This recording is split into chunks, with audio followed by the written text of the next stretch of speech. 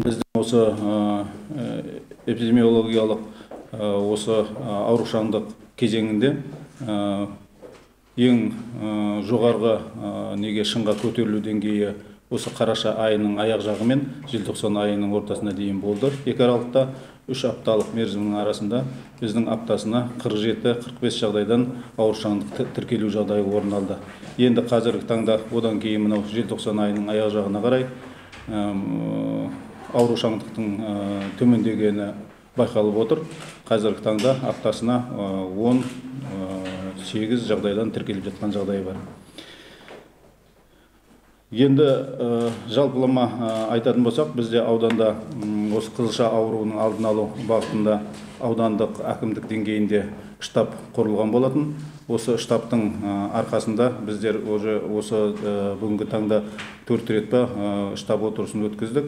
Сонымен қатар облыс әкімдігі тарапынан да ұйымдастырылып өткізіп жатқан штаб бар. Штабтың отырыстары да өткізіліп отырады. Сонда барлығымыз осы денсаулық сақтау саласы болсын, біздер басқарма болсын, әкімдік болсын, сонда қатысып, осы аурушаңдықтың алдын алуда қандай жұмыстар жүргізіліп жатыр, және жүргізілетін қандай жұмыстар бар, қандай кемшіліктер орын алып жатыр деген сияқты сондай мәселе талқыланып отырды. Енді біздің осы аурушаңдыққа тоқталатын болсақ, осы жаңағы айтылған аурушаңдықтың ішінде 82%-ы мынау 14 жасар балалардың үлесіне келіп отыр. Осы статистикалық данныйдан байқасаңыздар болады. Қызылша ауруының көпшілік деңгейі мынау жасөспірімдер арасында көп тіркелуде. Сонымен қатар осы ауруға шалдыққан азаматтардың ішінде 60%-ы егу статустары белгісіз болып отыр. Ол дегеніміз мынау қызылша ауруына жоспарлы түрде екпелерін алу кезінде, дер кезінде екпелерін алмаған жас өспірімдер көп тіркелуде.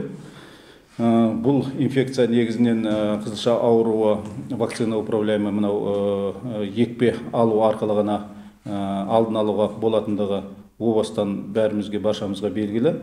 Мынау ұлттық профилактикалық күнтізбелік кестесіне сәйкес балаларға 1 жастан осы қызылша ауруына қарсы екпе егіледі. Сонымен қатар қосымша ревакцинациясы, қосымша екінші екпесі осы 6 жасында жүргізіледі.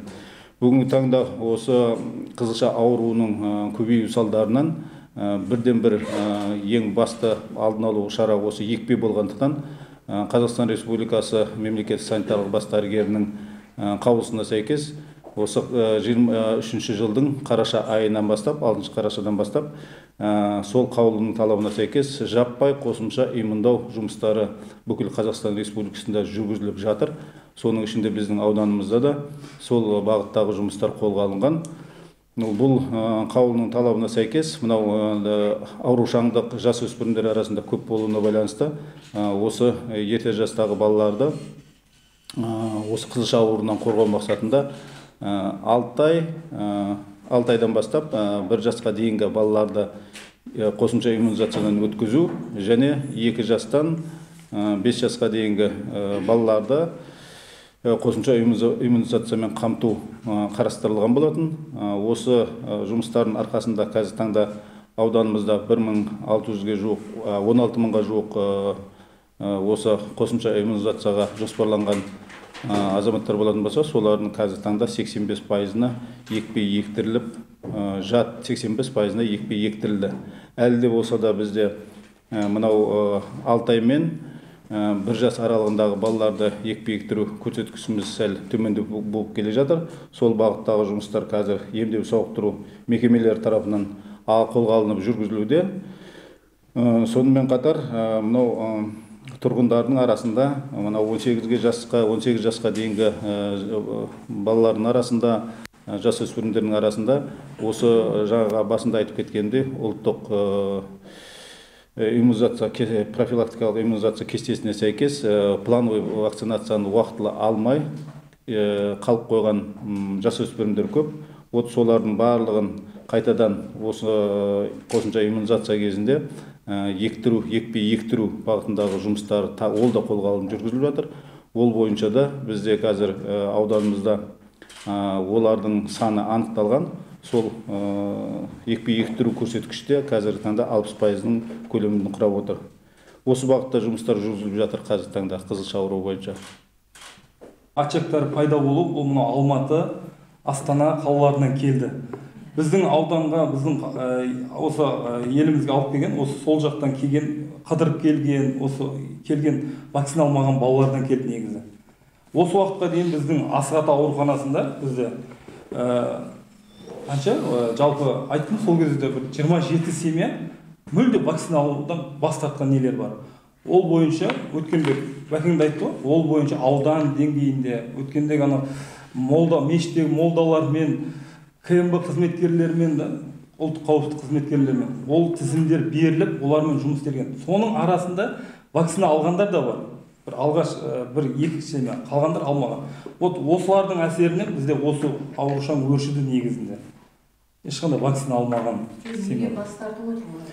Ол бізде мынау денсаулық сақтау, мысалға адам кодекс бар ғой, о народа, здоровье народа, Казахстан. Сол жерде ерікті деп көрсеткен, ол жерде кодексте. Бізде нақтылап бізге ол не деп мәжбүрлеп салу деп көрсетпегенде әркім өз еркінде деген. Оның бәрін солар алады да, соған тартады да, сөйтіп сол жерде бізде ответственно өзіміз жауап береміз, олар соған тартып кетіп қалады. Мынандай ғой ереке. Мынау вакцина алып жатқан адамдардың ішінде сіздің кодексін көрмеген адамдар да бар. Жоқ, дұрыс қой, ол сізден қарсы емес. Білмейді да ол кісі. Дұрыс айтып отырсыз. Бірақ қандай негіз бар олардың? Қандай негізге сүйеніп олар алмайды? Сіз айтсаңызшы, ашық айтсаңызшы. Жоқ, олар сезбегенде олар ұйымшыл өте. Қазір біреудің үйіне барсаңыз, сол вакцина алмайтын кісілер, ол білесіздер, қазір мынау келте бала, сақал өскен басқа ағымдағы кісілер олар да. Ол кісілердің біреуіне барып осылай деп айтсаңыз, олар өздерінің чатына жағып, ол бір үйге барсаңыз, өздері көбейіп кетеді олар бәрі. Сол жерде өзінің юристі де пайда болады, ол жерде бәріне жауап беретіндер көбейіп кетеді ол жерде. Қазір сіз қай жерге жауап бересіздер да? Біз ол бойынша талай жұмыс жүрген. Бірақ осы қызылшаның арқасында олардың көбісі салдырды. Барлығы болмаса да ішінде бір 70%-ға жуығы уже салдырды олардың. Қазір балалар арасында вакцина салдырмаған, жаңа белгілі бір жастың аралығын айтып жатырсыз. Иә, 6 жаста. Қанша бала бар вакцина салдырмаған бізде? Категорически отказдар жоқ, бірақ медпоказания уақытша, бірақ олар салдырып жатыр ғой, біз қазір таңда 1000 доза вакцина бар. Салдырған балалардың тізімі бар. Тізімі бар. Ішінде салдырған, салдырмағандардың тізімі бәрі бар. Қанша бала салдырмаған?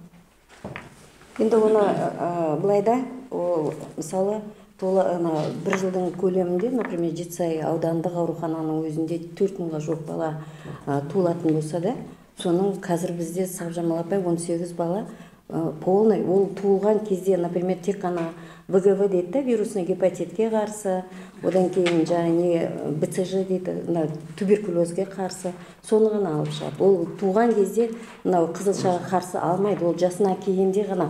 Бізде календарный план деген бар ғой, сол календарный планмен алады да оларда. Ал жаңағы именно туберкулезге қарсы 18 бала. Енді біз жаңа еркінде айтып өтіп отыр ғой, теолог мамандарын өткенде осы өзіміздің акиматта біздерге ішкі саясаттан кісілерді шақырып, біз специально сол кісілермен, именно сол отказ беріп отырған семьялармен жұмыс жүргізгенбіз. Олардың да арасында осы түсіндірме жұмыстарының арқасында салдырған адамдар бар. Енді мынау осы қызылшаға қарсы жағдайда енді сол жаңа оранбаған дейміз ба, не деп айтамыз, енді мына діни ағымдағы негізгі сол кісілердің несі ықпалы сәл көптеу болып тұрма, или ол біздер мысалы қаншалықты брошюра таратып жатырмыз деп жатырмыз, телевидение арқылы сөйлеп жатырмыз, газеталарға мақалалар беріп жатырмыз, соның өзінде үйме-үй жаңа Тамара ханым да айтып өтті ғой, үйме-үй аралау жұмыстары, брошюраларды үйме-үй таратып, осындай жұмыстар жүргізіліп жатырғанымыздың да арқасында болу керек. Қанша халық қазір 86-5%-ге жуық біздің адамдарымыз, мына жоспарланған адамдарымыз қазір мына қызылшаға қарсы несін, екпесін алып отыр. Бірақ соның ішінде де өздері келіп, оранып алған кісілердің өздері де келіп салдырып отырған жағдайлар бар. Потому что олар өздері көріп отыр да, балалардың қаншалықты ауырып жатырғанын, мысалы ересектердің арасында қаншалықты ауырып жатырғанын да Біздер енді біраз жұмыс істеп отырғаннан кейін ба, енді айтып өтейік, бұрын жалпы жасына дейін балаларды біз ауырмайды деп есептейтін едік та. Ол ананың сүтімен берілетін не бар. Одан кейін жалпы қазіргі таңда енді барлық ауру, барлық не өзі жасарып жатыр деген сияқты не бұл балалардың арасында да тіркеліп жатыр да. Сол себепті қазір 6 айға толған балаларды иммундау жұмыстарымен қамтылып жатыр. Бірақ бұл жұмыс әлі де жалғасады. Ертең, например, осы 23-ші жылы июнь айынан бастап толған балаларымыз қалай 6 айға толды, уже салынып жатыр. Ертең июль айында толған бала, август айында толған балалар өз кезегімен, өз несімен әлі де қосымша осы иммунизацияны біздің Сәкен де айтып өтті ғой, 7-ші қаулымыз бас санитариялық дәрігеріміздің несі қаулысы негізінде ол балаларға да салынып отырған жағдайы бар. Енді оның барлығы осы балалардың арасында әсіресе ауруды өршітпеу, енді жаңа бір нелеріңізде де айтып өттіңіздер, қаншалықты асқынуы бар, несі бар. Енді балалардың арасында болғаннан кейін, мысалы қазір ол асқынулар қандай жағдайда болып жатыр? Ол мысалы негізі сопутствующий дейді, қосымша ауруы бар балаларымызда бар да, солардың арасында сәл асқынуымен сондай болып отырған жағдай бар. Атақ біз жалпы осы жұмысымыздың арқасында шығар деп ойлаймын. Ол күнделікті балаларды бақылау не сол себепті қазір оншалықты асқынуға жол бермей жатырмыз деп ойлаймыз. Бірақ енді бәрібір енді жаңағы қосымша аурулары бар, жаңа ДЦП дейді, неврологиялық ауру балалардың арасында сәл енді ауырлау өтуде. Действительно, олардың енді жалпы өздеріңіз де білесіздер ғой, жалпы жаңа денсаулығының, иммунитетінің төмендігі бар, басқа жағдайлар бар, солар.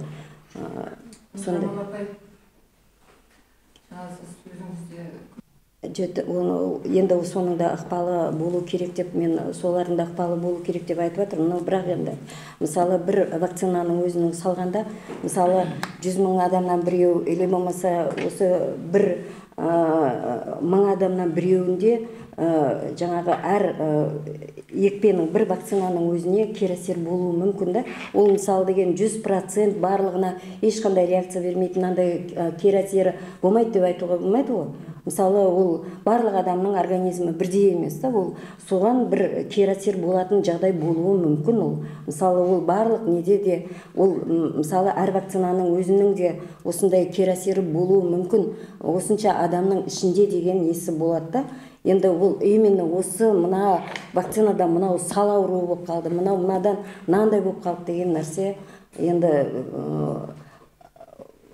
ол дұрыс емес шығар деп ойлаймын. Негізі бірақ болуы мүмкін кері әсері. Ол 100% одан болды, ona не жаңағы болмады деп айтуға да болмайды. Қызылшаның өршуімен күрес тек вакцинамен ба, жоқ басқа да жол бар ма? Жолдарының бары енді қазір біз жалпы айтып жатырмыз ғой, ошақтарда жұмыс жасау. Ошақтарда жұмыс жасап жатырмыз.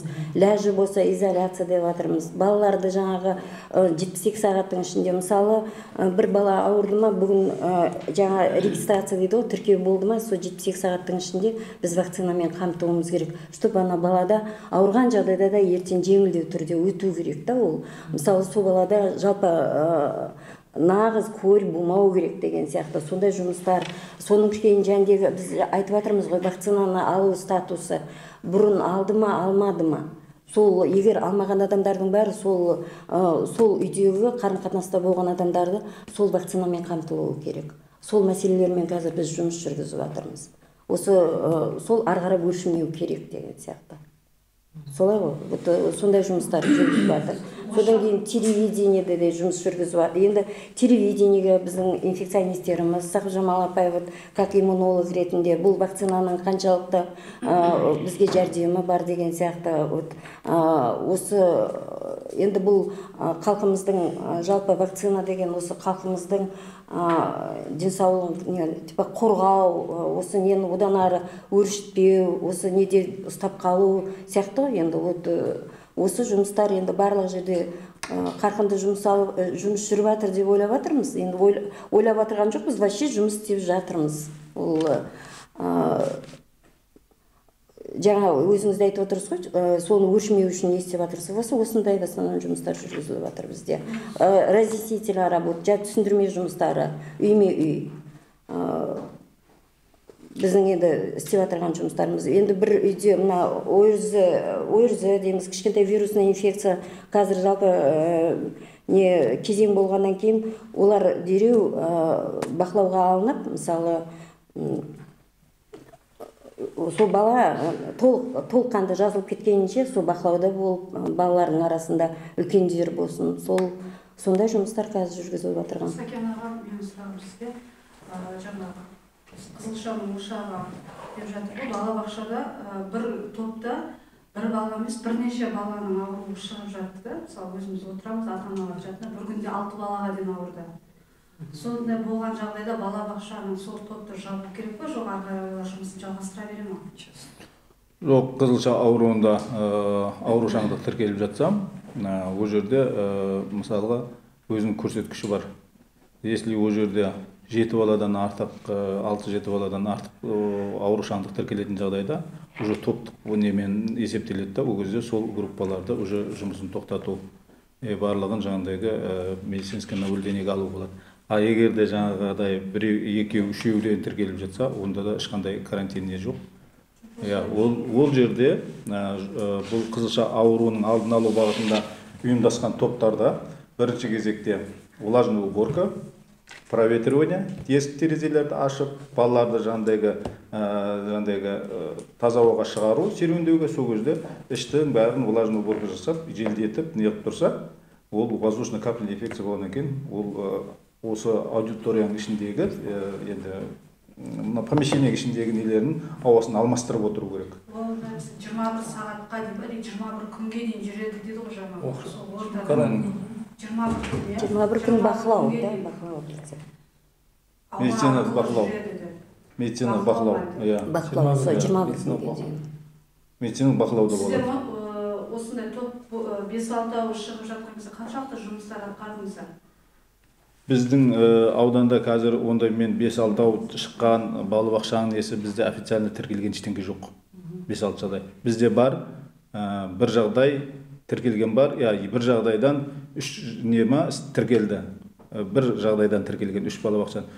Үйто ол балабақшалардың барлығында ата-аналары жаңағыдай ақырғы рет балабақшаны барған кездігін анықтаған кезде ол балаларын бір айдан бұрын бермей қойған балабақшаға, балабақшада жаңағыдай салқын ауасы, болмаса жаңағыдай ОРВИ, грипп көбейіп жатыр деп балаларын бермей жүріп, үйде жүріп, сондай ауруға шалдыққандар болды. А бізде фактически мынандай, чтобы ұйымдасқан топтың ішінде сол жерден тіркелген ондай жағдай тіркелмеді. Мындай нәрсе болды ғой, мен басшылығына ескертіп кеттім да, группаны топта жабуыңыз керек деп.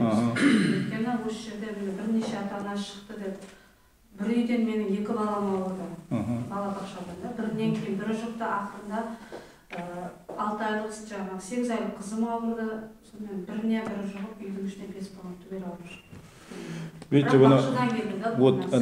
Мен айтып атқаным, біз енді жаңағы балабақшаларды барлығын не қылып шығып барып, не қылуға неміз жоқ, құқымыз жоқ жаңағыдай. Бізге больницадан, ауруханадан жедел хабарлама хат келеді, ауру тіркелді бізде деп та, сол кезде сол тіркелген хабарлама хатқа сәйкес біз әрекет жасаймыз. Егер де жаңа сіз айтып атқандай жағдай орын алып атқан жағдайда, сіз осы біздің басқармаға келіп, осындай жаңағыдай көрген білгеніңізді айтсаңыз, біздер сол кезде емдеу сауықтыру мекемелері тарапынан сұрау салып, жаңағын анықтауға әрекет жасайтын едік та. Енді дұрыс, ол жасырылып қалып атқан да бар шығар. Ол бізде жасырылмайтын нәрсе жоқ, жасырылатын нәрсе көп қой бізде. Содан өршіп жатыр ма дегенім жасырын. Бізде жаңағыдай неге қосымша айтып кетейін дегенім, вакцинация мәселесіне да. Адам өзі табиғатында иммунитет береді ғой, Алла тағала өзі да адамға. Енді ол адамның өзінде сәл иммунитет болмаса, мынау қоршаған ортадағы, мына жердегі отырған жеріміздегі ауаның ішінде де неше түрлі микробтар жүр мына жерде. Біз оны тыныс алып жатырмыз жаңағыдай, жұтынып жатырмыз, например.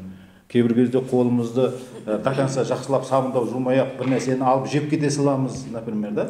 Болады ғой ондай жағдайлар. Соның бәрі негізі адамның өзіндегі ағзасындағы иммунитетке байланысты ол. Адамға өзі табиғаттың берген несінде, да? Мынау аузымыздың ішіндегі, ауыз қуысындағы осы сілекейдің өзі де иммунитеттің несі бар ішінде, например. Шыны керек ол, да? Бәрінде де несі бар.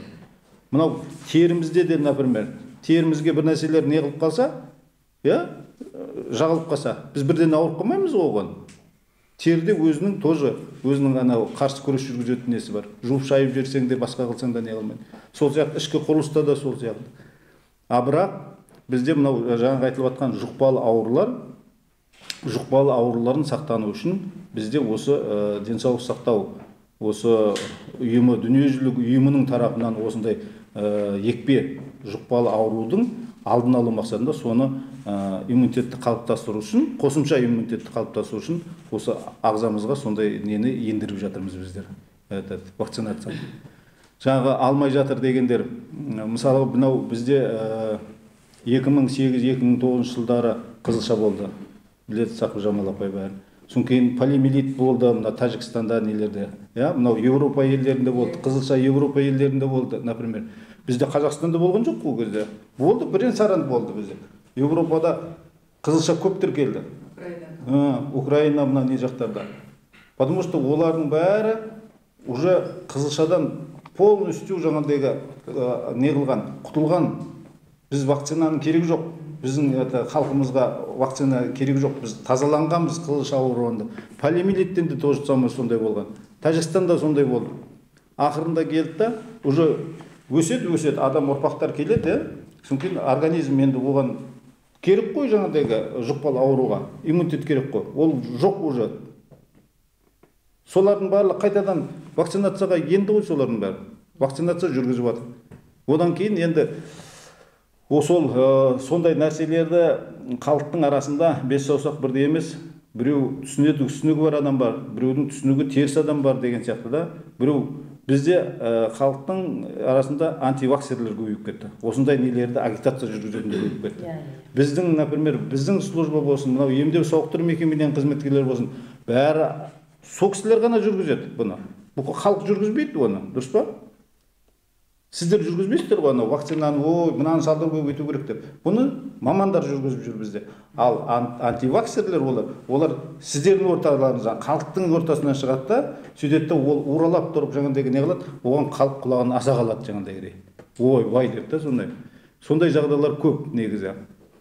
Сонымен қатар мынау кешегі өткен кезеңдегі ковидтің кезінде де көптеген жаңағыдегі нелерінің вакцинация нелерінің бәріне де тоже не болып қалды. Халықтың несі ковидтен кейін тағы көзқарастары өзгеріп кетті жаман. Вот соның бәрі келіп қазір бізге осы нелердің қоршаған ортада жүр ол инфекцияның нелері неше түрі. Біз оны білмейміз қандай нелердің жүріп жатқанын. Солар кейін жайлап осы ағзаға ене бастайды да, содан кейін ауруды тудыра бастайды. Міне соның салдарынан қазір біздің қызылшаға шалдығып жатқанымыз. Біздің қазіргі мынау ерте жастағы балдарды қосымша иммунизацияға ілдіріп жатқанымыз да сол. Қазір оның барлығын ғылыми түрде зерттеліп, дәлелденіп, міне 1 жасқа дейінгі балдарға егейік, екпесек бұлардың бәрі ауырып жатыр деп. Міне қазір жаңа айттым ғой, 80% 6 жасқа дейін балалардың арасындағы науқастар болып отыр бізде. 6 жасқа дейінгі. Солар жасөспірімдер көп. Енді оны жаңа әлеуметтік желіде неден қарап жүрсіздер ғой, көріп жатсыздар, мына Қытайда не болып жатыр, тоже қазір Қытайда ковидтің несін, Құдайға шүкір біз ковидтен жеңдік, құтылдық деп жүрміз. Қытайда әлі ковидтің несі жалғасып жүріп жатқаны бар. Қазір жасөспірім балалардың осы 14 жасқа дейінгі, 6 жасқа дейінгі балалардың бәрі қазір ауру сырқат болып отыр екен о жақта. Көріп жатамыз енді, бәрі не қылып жүреміз ғой, қарап. Ауырып жатқан балалар, жүкті әйелдер жоқ қазір таңда ауруханада. Қазір осы соңғы 4 күнде бізге ол бәсеңдеп, бағана Сәкеңді айтты, аптасына 8-10 ғана тіркеліп жатыр депті. Сондықтан вакцина алған балаларды ауырды, бірақ олар жеңіл түрде. Оларды тез өздері сауығып, қайтадан өздерінің сабақтарына барып жатты оларда.